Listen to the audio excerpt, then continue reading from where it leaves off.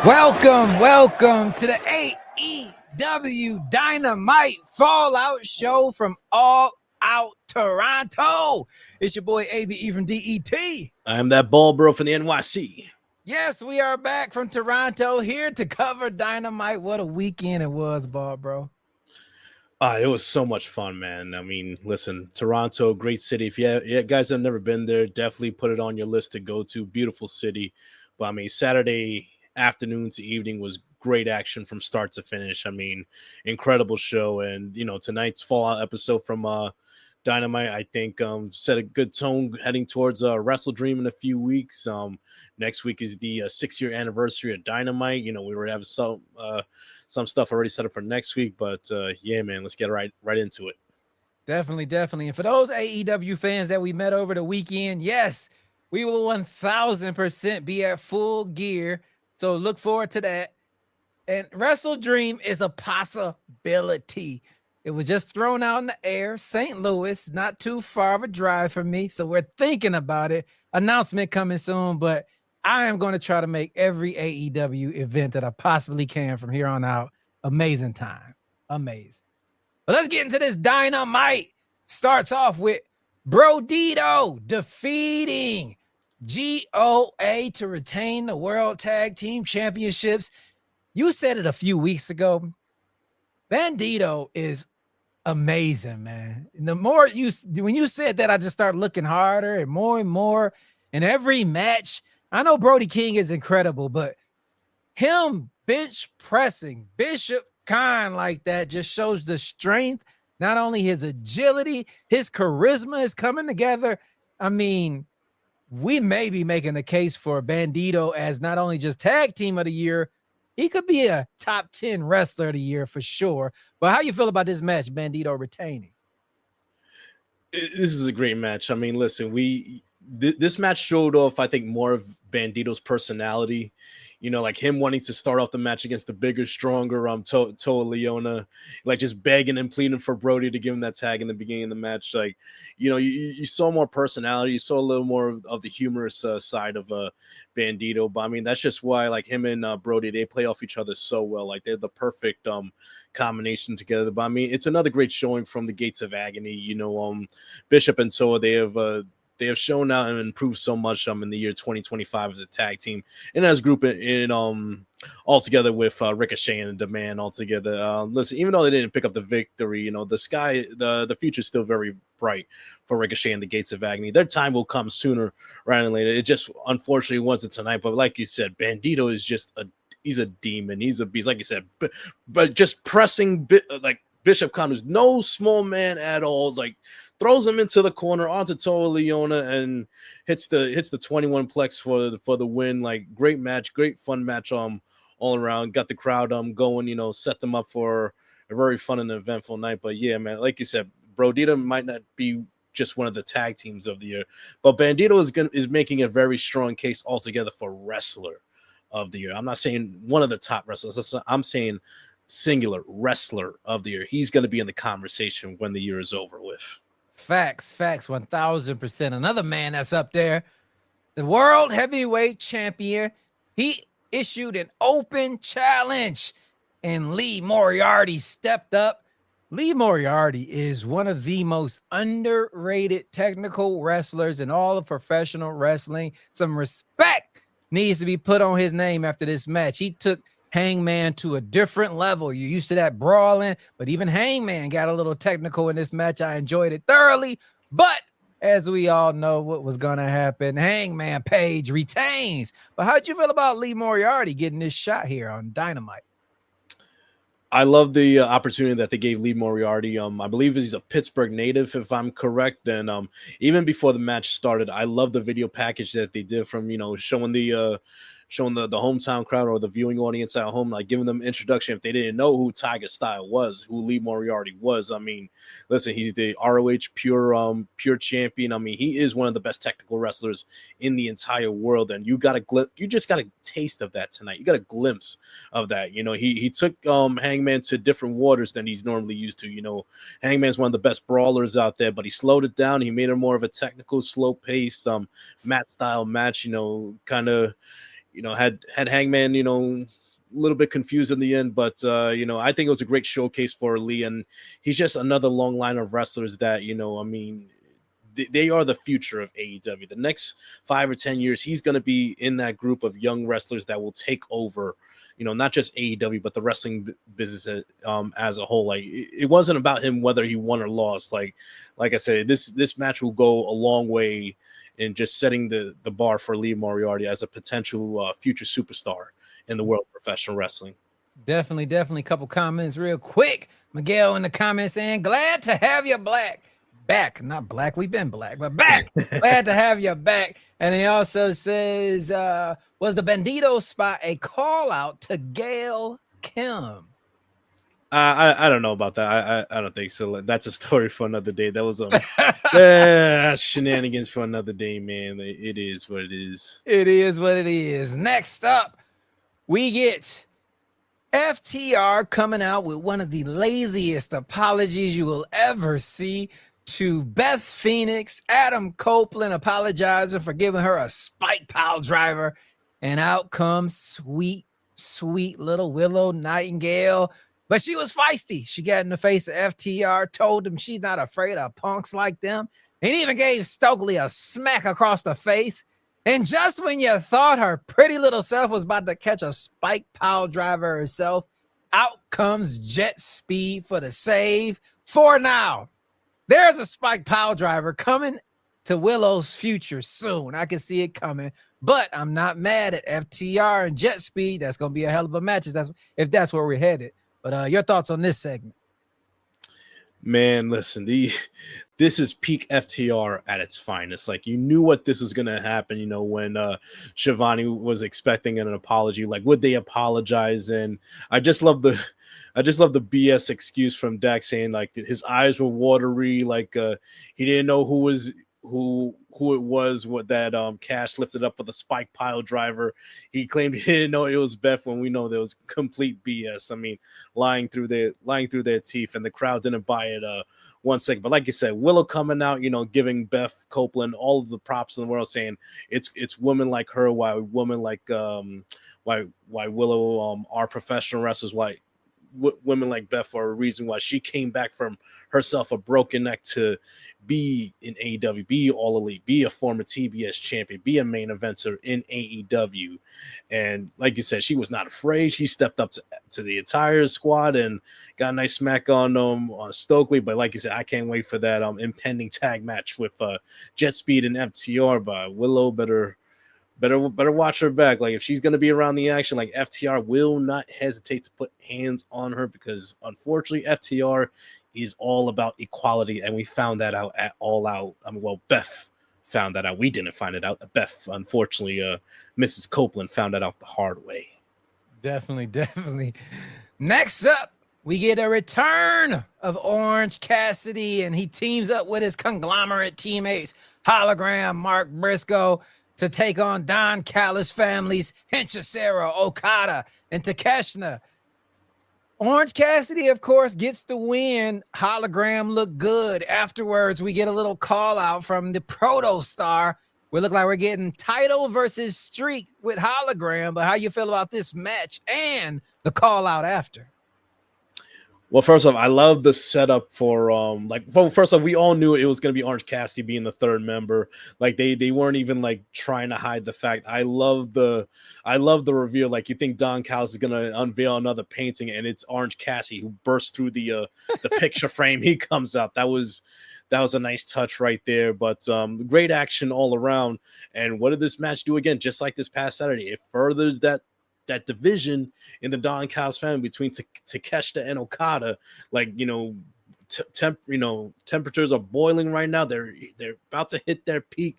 It's about to implode right now. Any day now, any moment, it's going to happen between those two alpha dogs right there. But the conglomeration, they were together, a unit, and Hologram picked up the victory. And now, like you said, we got Streak versus title, Protostar versus Hologram on the 6-year anniversary of Dynamite next week. It's going to be a phenomenal match. I mean, I love the promo by Kyle Fletcher. I mean, I mean, even though it wasn't his time then, like he is more motivated than ever to like just show why he's going to be the best TNT champion of all time. And like I said, it's just this past Saturday was just a roadblock in the ascent of the protostar to being one of the biggest stars in not just AEW, but the entire world of professional wrestling. Definitely. A couple comments real quick. Mini WWE says, "Hi, you guys. You watch AEW, I watch WWE. I'm glad we can all get along. Thank you for commenting that. You know, as long as you're watching professional wrestling, I really don't care what you watch, as long as you're enjoying the sport." And Miguel says, after the call out in next week's TNT title match, does it feel like the right time to present the glitched hologram? Definitely, Miguel. Oh yeah, 1000%.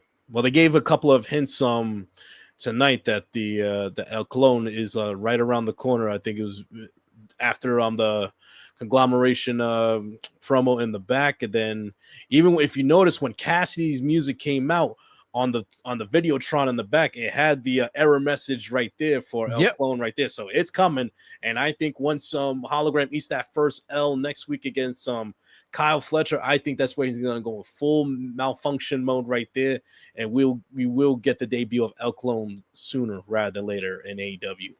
Definitely.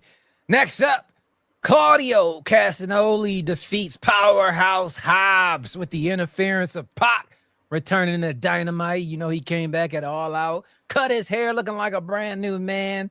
He helps Castagnoli get the win, and afterwards, they get the jumping on Hobbs. Out comes the Ops. It looks like Pac, Claudio, and them are looking to get back their trios tag title now that they got their guy back in the picture.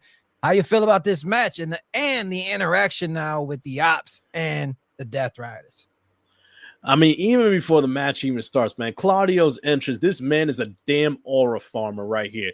You got that long tunnel with the red lights like on the side and everything. He just standing all the way at the end. Like, that was a great camera shot right there. Great presentation by Claudio. I love Claudio's singles matches because, like I said, he gets that great presentation on the entrance. And listen, him and Will Hobbs together, that's the exact match that you expect right there. There ain't no flips, ain't no dives, jumping over the top rope, nothing.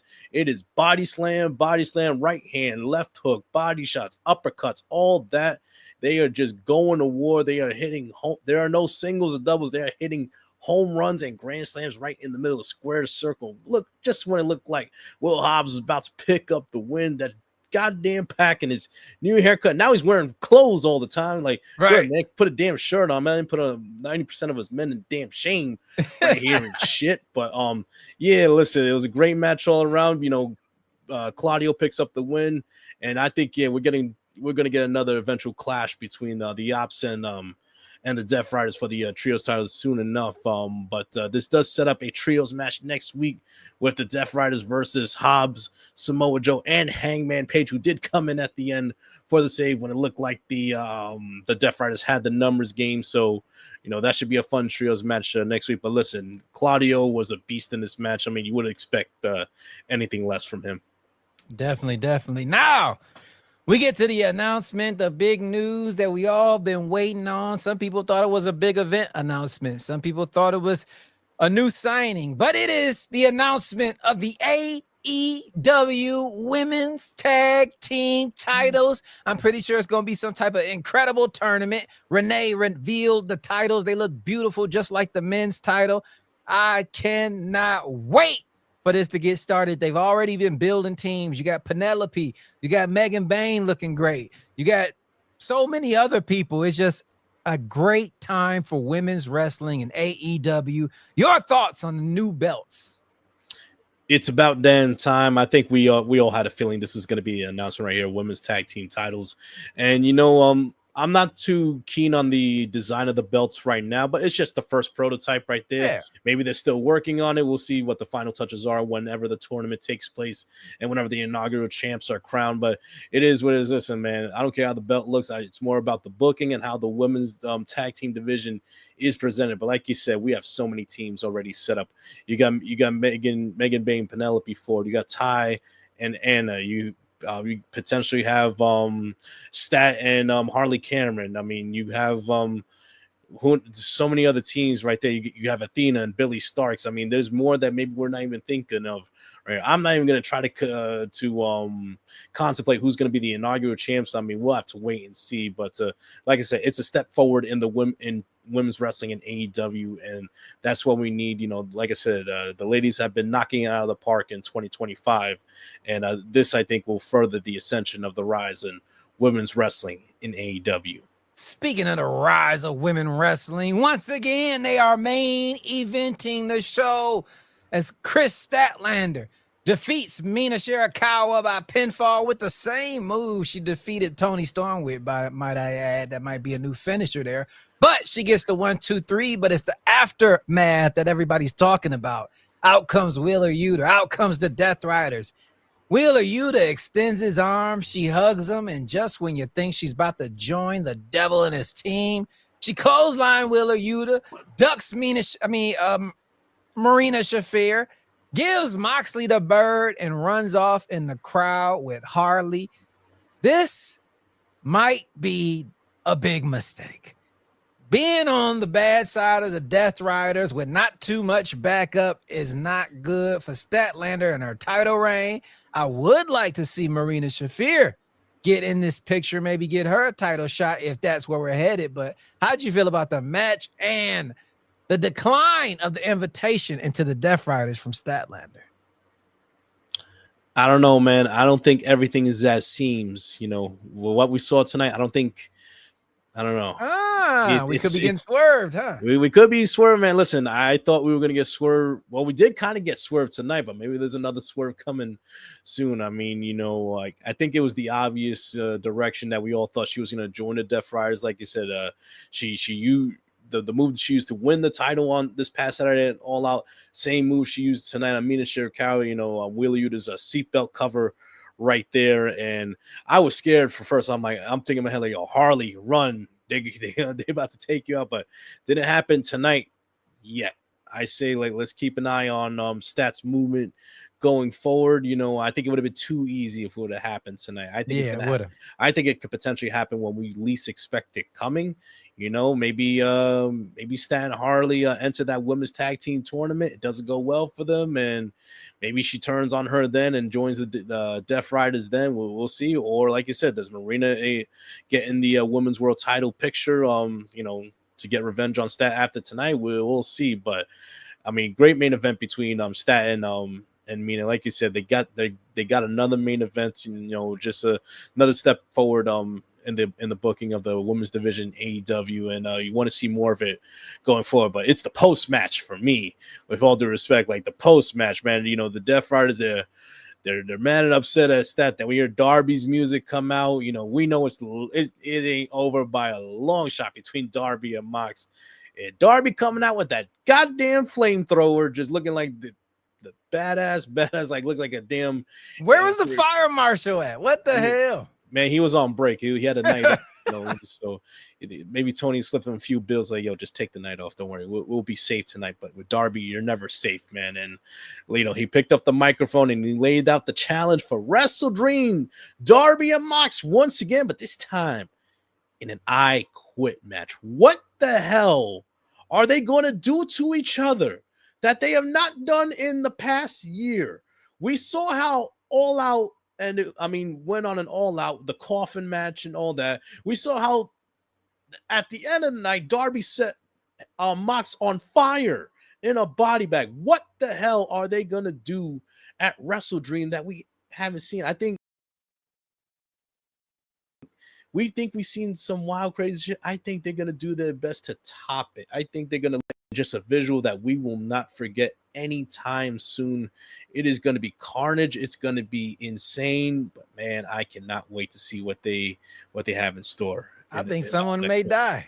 I'm going to call it now. They're going to be reckless. It's going to be insane. And God help whoever loses that match, because they're going to be hurt. They will never be the same again. I can guarantee you that. Definitely. Miguel's got a good point about Harley's tag partners in the comment. He says, Harley would have a tough choice between Statlander, Mercedes, Willow, and Queen Aminata. She's got a slew of choices, which leads to Ball Bro's prediction that maybe this ain't over, and Harley may tip her over the edge not having her back. We shall see. We But shout out definitely Six Rilla over on Instagram. Appreciate you tuning in. Shout out Ringside Renaissance. Shout out Rome. Shout out Swift Kids. Shout out Snug Wrestling and everybody else who tuned in. But on a scale of 1 to 10, brother, what you giving Dynamite tonight? solid show all around. You get some storyline progression. We got a good showcase tonight from Lee Moriarty. Women's tag team titles unveiled and announced. Think in reaction was peak as usual. We set some stuff up for the future. I'll be a little conservative tonight. I'm gonna give it an 8.7 tonight. I was around the same thing. I swear, I was giving it an 8.9. I'm still on an AEW All Out high, so I want to be a little biased here. I couldn't watch Raw. I couldn't watch Wrestle Poo or whatever the hell it was called.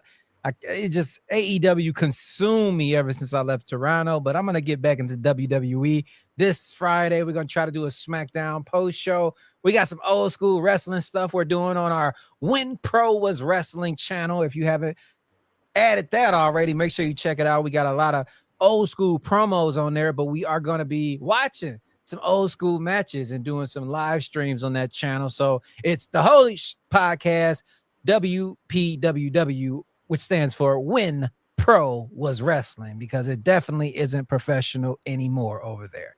But anyway, let everybody know what's going on with Group Chat, bro. Group Chat Wrestling Podcast episode 64 was just released a couple days ago.